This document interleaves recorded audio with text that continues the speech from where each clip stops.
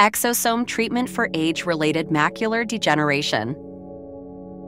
Age-related macular degeneration, AMD, is one of the conditions that exosome therapy shows promise in treating, as it may help to reduce inflammation, promote tissue repair, and protect retinal cells from degeneration. A developing field in regenerative medicine shows promise for treating.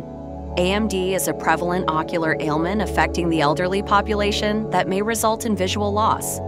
Exosomes are minute vesicles released by cells that are rich in proteins, lipids, and nucleic acids. These components are essential for tissue healing and cell-to-cell communication.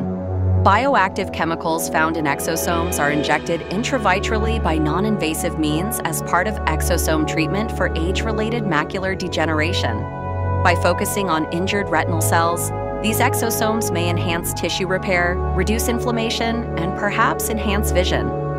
Retinal imaging, functional testing, and visual acuity are all used in monitoring to evaluate the effectiveness of therapy.